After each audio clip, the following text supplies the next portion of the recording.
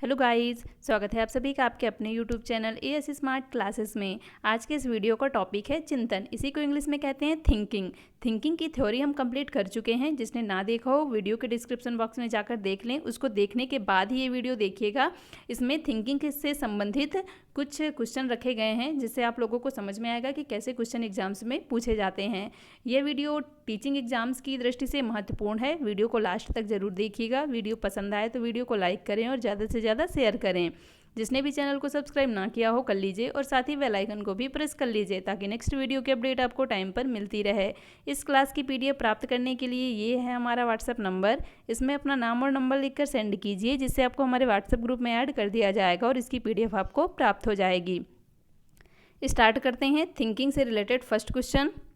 किसी वस्तु, घटना या तथ्य की सच्चाई को स्वीकार करने के पहले उसके गुण दोष की परख कर लेना किस प्रकार का चिंतन है। क्या कह रहा है क्वेश्चन में कि अगर किसी वस्तु, घटना या तथ्य को स्वीकार करना है तो पहले उसके गुण दोषों की परख कर लेना किस प्रकार का चिंतन होता है। अभिसारी चिंतन, सर्जनात्मक चिंतन, तार्किक चिंतन या आलोचनात्मक चिंतन। इसका राइट आंसर जो होगा वह होगा ऑप्शन नंबर डी। ये होता है आलोचनात्मक चिंतन। किसी भी वस्तु या घटना के बारे में अच्छी तरह से जानकारी कर लेना कि ये सही है या नहीं, उसके बाद उस पर विश्वास करना, तो ये होता है आलोचनात्मक चिंतन। राइट आंसर हो जाएगा option number D. Next question. चिंतन अनिवार्य रूप से है एक संज्ञानात्मक गतिविधि, मनोगतिक प्रक्रिया, मनोवैज्ञानिक परिघटना या भावात्मक व्यवहार। अब ये तो बहुत अच्छे से बताया गया था कि चिंतन होता क्या है। याद करिए जो थ्योरी वाला वीडियो दिया गया था उसमें स्पष्ट रूप से पहले ही लाइन में बताया गया था कि चिंतन एक संज्ञानात्मक और ज्ञानात्मक प्रक्रिया होती है।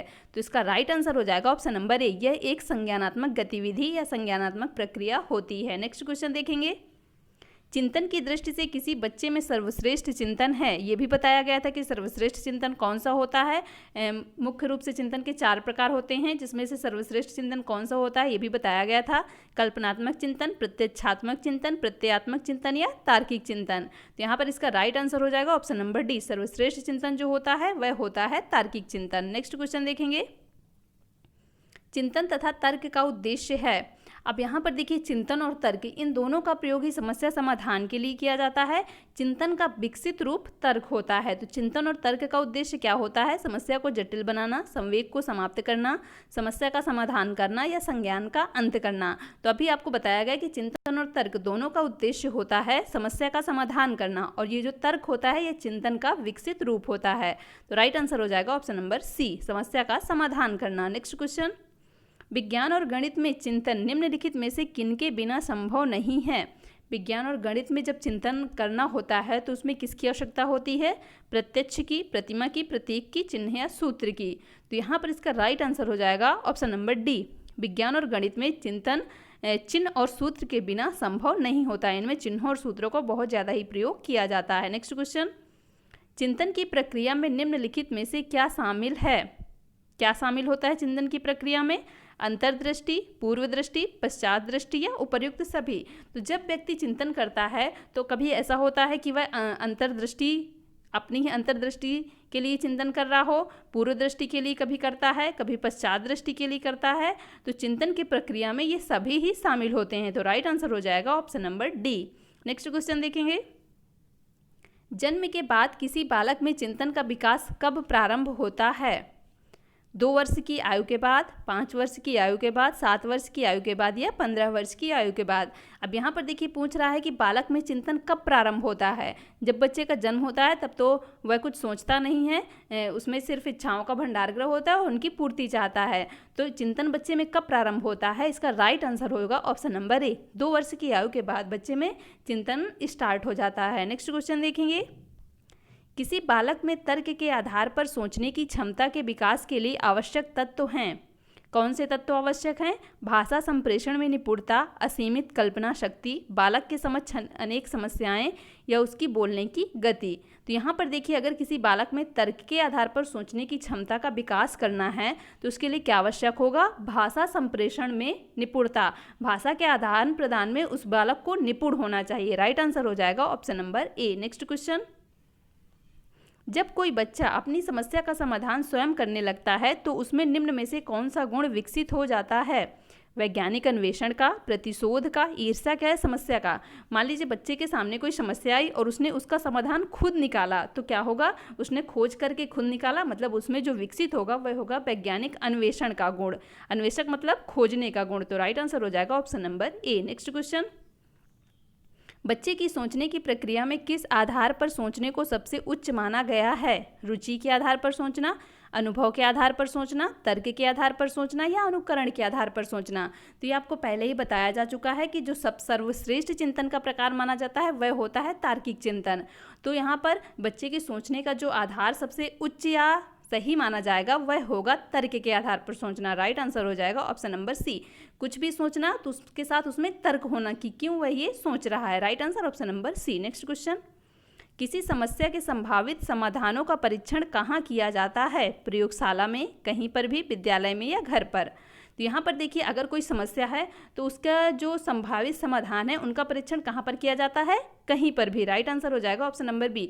समस्या ऐसा तो होता नहीं कि समस्या सिर्फ आपको प्रयोगशाला में आएगी, सिर्फ विद्यालय में आएगी, समस्या कहीं पर भी आ सकती है। तो उसका समाधान भी कहीं पर भी ही किया जाना चाहिए। प्रयोगशाला में प्रयोगशाला की समस्या का समाधान होता है, विद्यालय में विद्यालय की, जहाँ पर कोई समस्या है वहीं पर उसका समाधान किया जाना चाहिए। तो इसीलिए यहाँ पर इसका राइट आंसर हो जाएगा ऑप्शन नंबर बी, कहीं पर भी। नेक्स्ट क्वेश्चन, आपकी कक्षा का एक छात्र रमेश हमेशा आपके साथ तर्क करता है, तो आपकी राय रमेश के विषय में क्या होगी? क्या करता है रमेश? पढ़ाते समय हमेशा तर्क करते रहता है, तो क्या उसके विषय में राय होगी हमारी? रमेश कक्षा में सबसे अधिक बोलने वाला छात्र है, रमेश एक कल्पनाशील छात्र है, रमेश एक चिंतनशील छात्र है, रमेश की पारिवारिक परिस्थितियां ठीक नहीं हैं। तब रमेश तर्क कर रहा है, कोई खराब चीज़ तो कर नहीं रहा जो हम उसे कह दें कि उसकी पारिवारिक परिस्थितियां ठीक नहीं हैं। यहाँ पर इसका राइट आंसर होगा ऑप्शन नंबर सी। रमेश एक चिंतनशील छात्र है, हमारी यह राय होनी चाहिए, क्योंकि जब वह किसी चीज़ के बारे में चिंतन करेगा तभी वह उस चीज़ के बारे में तर्क करेगा। तो इसीलिए यहाँ पर राइट आंसर होगा option number C. Next question, माध्यमिक कक्षाओं में एक अध्यापक छात्रों में चिंतन का विकास कर सकता है, किसके द्वारा कर सकता है? छात्रों की समस्याओं का समाधान करके, तर्क वाद विवाद की प्रतियोगिता का आयोजन करके, छात्रों की रुचियों का विकास करके या उपर्युक्त सभी। तो यहाँ पर देखिए, अगर माध्यमिक कक्षा में कोई अध्यापक छात्रों में चिंतन का विकास करना चाहता है तो वह इन सभी ही तरीकों से छात्रों में चिंतन का विकास कर सकता है। तो राइट आंसर हो जाएगा option number D. Next question देखेंगे, निम्नलिखित में से क्या चिंतन की एक विशेषता नहीं है? क्वेश्चन में कह रहा है नहीं है। चिंतन का संबंध वास्तविकता से होता है, बिल्कुल सही बात है। चिंतन तर्क प्रधान होता है, ये भी सही बात है। जब व्यक्ति तर्क प्रधान जो चिंतन होता है वही सही माना जाता है, उचित माना जाता है, और चिंतन वास्तविक होता है, तर्क प्रधान होता है। नेक्स्ट है, चिंतन के लिए किसी समस्या का होना आवश्यक नहीं है, चिंतन कल्पना से अधिक चेतन होता है। तो यहाँ पर देखिए, बहुत ही बार बताया जा चुका कि चिंतन कब होता है? जब व्यक्ति के सामने कोई समस्या होगी तभी उसको चिंतन होगा। चिंतन एक मानसिक प्रक्रिया होती है। तो यहाँ पर कह रहा है चिंतन के लिए समस्या का होना आवश्यक नहीं है। अगर कोई समस्या नहीं होगी तो चिंतन क्यों होगा? यहाँ पे इसका राइट आंसर हो जाएगा ऑप्शन नंबर सी। यही गलत है, बाकी सब सही है। नेक्स्ट क्वेश्चन, किसी बच्चे के चिंतन में आयु के बढ़ने के साथ साथ किसकी प्रधानता बढ़ती है? तर्क की, सामान्यीकरण की, आत्मकेंद्रण की या जीववाद की। तो जब किसी बच्चे की आयु में वृद्धि होती है, धीरे धीरे उसकी आयु बढ़ती है, तो किसकी प्रधानता उसमें बढ़ती है? राइट आंसर हो जाएगा ऑप्शन नंबर ए। तर्क चिंतन का ही विकसित रूप होता है। जैसे जैसे व्यक्ति की या बच्चे की आयु बढ़ेगी वैसे वैसे उसमें तर्क की प्रधानता बढ़ती जाएगी। तो right answer option number A. Next question, तार्किक चिंतन किसका आवश्यक अंग है? सामान्य शिक्षा का, समस्या समाधान का, सामुदायिक मांग का या इनमें से कोई नहीं। तो यहाँ पर देखिए, तार्किक चिंतन किसका आवश्यक अंग होता है? तो चिंतन जो होता है वह समस्या समाधान का आवश्यक अंग होता है। तो तार्किक चिंतन भी किसका हुआ? समस्या समाधान का। राइट आंसर हो जाएगा option number B. Next question, रचनात्मक चिंतन में पहली अवस्था निम्नलिखित में से कौन सी है? रचनात्मक चिंतन जो होता है या सृजनात्मक चिंतन जो होता है उसमें पहली अवस्था कौन सी होती है? तथ्य संग्रह, वर्गीकरण, स्फुटन या जांच। तो यहाँ पर देखिए, पहली अवस्था पूछ रहा है, तो राइट आंसर हो जाएगा ऑप्शन नंबर ए। व्यक्ति के सामने जब कोई समस्या आएगी तो सबसे पहले उन तथ्यों का संग्रह करेगा व्यक्ति जिनसे वह समस्या आई है, उसकी जानकारी करने का पूरी कोशिश करेगा कि कैसे ये समस्या कहाँ से आई, किस कारण से आई। तो वह सबसे पहले क्या करेगा? तथ्यों का संग्रह करेगा।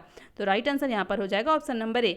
जांच तो ये तो लास्ट का हो जाएगा, क्योंकि जब व्यक्ति उस समस्या का समाधान कर लेगा तो फिर उसकी विश्वसनीयता और वैधता की जाँच करता है। तो यहाँ पर जो पहली अवस्था होगी वह होगी तथ्य संग्रह। नेक्स्ट क्वेश्चन, रचनात्मक चिंतन में अंतिम सोपान निम्नलिखित में से कौन सा है? अब देखिए वही क्वेश्चन यहाँ पर अंतिम सोपान पूछ लिया है। तो तथ्य संग्रह ये तो पहला है, होगा नहीं। वर्गीकरण, स्फुटन, जांच। तो यहाँ पर देखिए इसका राइट आंसर हो जाएगा ऑप्शन नंबर डी। जब व्यक्ति तथ्य संग्रह कर लेगा, समस्या का वर्गीकरण करके उसका समाधान कर लेगा, तो उसके बाद लास्ट में वह क्या करेगा, उस समस्या समाधान जो किया है उसने उसकी जांच करेगा कि ये कितना वैध और विश्वसनीय है, उसने सही किया है या नहीं। तो राइट आंसर यहाँ पर होगा option number D. Next question, वस्तुओं की अनुपस्थिति में अनेक विषय में चिंतन निम्नलिखित में से किससे होता है? जब व्यक्ति के सामने वस्तुएं अनुपस्थित रहती हैं तो अनेक विषयों में जो चिंतन होता है व्यक्ति का, निम्नलिखित में से किससे होता है? प्रत्यक्ष से, प्रतिमा से, संप्रत्यय से या प्रतीक से? तो प्रत्यक्ष तो व्यक्ति के सम्मुख जो होता है वो होता है, तो यहाँ पर सामने तो अनुपस्थित है चीज़, तो राइट आंसर हो जाएगा ऑप्शन नंबर डी। उसके प्रतीक व्यक्ति के दिमाग में स्थित रहते हैं, तो उन्हीं प्रतीकों के माध्यम से वह उस विषय में चिंता करता रहता है। जैसे अगर कोई बच्चा अपने घर पर है और अपनी कक्षा के बारे में सोच रहा है, तो कक्षा के उसके जो प्रतीक, टेबल, चेयर, ब्लैक बोर्ड, ये जो चीज़ें होंगी उसके दिमाग में प्रतीक के रूप में होंगी और इन्हीं के बारे में वह सोचेगा। तो राइट आंसर यहाँ पर हो जाएगा option number D. Next question, पियाजे की कौन सी अवस्था का संबंध अमूर्त एवं तार्किक चिंतन से है? पियाजे की 4 अवस्थाएं होती हैं, कई बार बताया गया है। संवेदीगामक अवस्था, पूर्व संक्रियात्मक अवस्था, मूर्त संक्रियात्मक अवस्था और औपचारिक या अमूर्त संक्रियात्मक अवस्था। तो यहाँ पर पूछ रहा है अमूर्त एवं तार्किक चिंतन से किसका संबंध है? तो यहाँ पर इसका जो राइट आंसर होगा वह होगा ऑप्शन नंबर सी, अमूर्त संक्रियात्मक अवस्था। यह अवस्था 11 वर्ष से ऊपर की होती है। संवेदीगामक 0 से 2 वर्ष के बीच होती है, इसमें बच्चा तो चिंतन करना ही नहीं जानता, 2 वर्ष के बाद स्टार्ट होता है। पूर्व संक्रियात्मक होती है 2 से 7 वर्ष और मूर्त होती है 7 से 11 वर्ष, और लास्ट वाली अवस्था होती है अमूर्त संक्रियात्मक, या इसी को कहते हैं औपचारिक संक्रियात्मक, जो होती है 11 वर्ष से ऊपर। तो यहाँ पे राइट आंसर होगा ऑप्शन नंबर सी, अमूर्त संक्रियात्मक अवस्था में बच्चा अमूर्त और तार्किक चिंतन करने लगता है। नेक्स्ट क्वेश्चन, बच्चों में सीखने और सुनने के लिए अधिगम योग्य वातावरण के लिए निम्नलिखित में से कौन उपयुक्त है? शिक्षार्थियों को यह छूट देना कि क्या सीखना है और कैसे सीखना है, एक लंबे समय के लिए निष्क्रिय रूप से सुनना, निरंतर गृह कार्य देते रहना, सीखने वाले द्वारा व्यक्तिगत कार्य करवाना। तो अगर विद्यार्थियों को ये छूट दे दी जाए कि उनको क्या सीखना है, कैसे सीखना है, ये वो खुद तय करें, तो यह बच्चों के लिए बहुत ही अच्छा वातावरण उपलब्ध कराएगा। तो यहाँ पर राइट आंसर हो जाएगा ऑप्शन नंबर ए। अगर लंबे समय तक निष्क्रिय रूप से सुनते ही रहेंगे तो उसमें बच्चों को गाइड करना भी तो जरूरी होता है, तो निष्क्रिय रूप से सुनना बिल्कुल गलत बात है। निरंतर गृह कार्य ही देते रहो, बच्चों से कुछ करवाओ ना, कोई गतिविधि ना करवाओ या उनके रुचि के अनुसार उनको कुछ करने ना दो, तो इससे उनमें विषय के प्रति रुचि खत्म हो जाती है और वह उस चीज को अच्छे से नहीं सीख पाते हैं। तो यहाँ पर इसका राइट आंसर हो जाएगा option number A. Next question, बच्चों में सीखने की, सोचने की योग्यता सफल जीवन के लिए आवश्यक है, निम्न में से यह मत किसका है?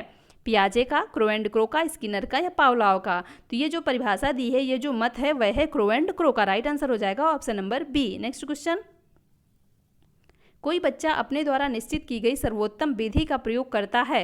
मान लीजिए कोई बच्चा है, उसने अपने द्वारा एक विधि बनाई, तो सर उस विधि का प्रयोग कहाँ करता है? समस्या समाधान के लिए, स्कूल छोड़कर भाग जाने के लिए, एकपक्षीय चिंतन के लिए या उपरोक्त सभी के लिए? तो अगर बच्चा कोई अपने द्वारा खुद कोई विधि बनाता है तो उस सर्वोत्तम विधि का प्रयोग कहाँ करता है? राइट आंसर इसका हो जाएगा ऑप्शन नंबर ए। सर्वोत्तम रूप से उसका जो प्रयोग होगा वह होगा समस्या समाधान के लिए। स्कूल छोड़कर भागने के लिए यह तो सर्वोत्तम होगा नहीं, एकपक्षीय चिंतन ये भी नहीं होगा। राइट आंसर इसका हो जाएगा option number A. Next question देखेंगे, किसी समस्या के समाधान हेतु आवश्यक तत्व हैं? जानकारी, तर्क, आक्रोश या भय?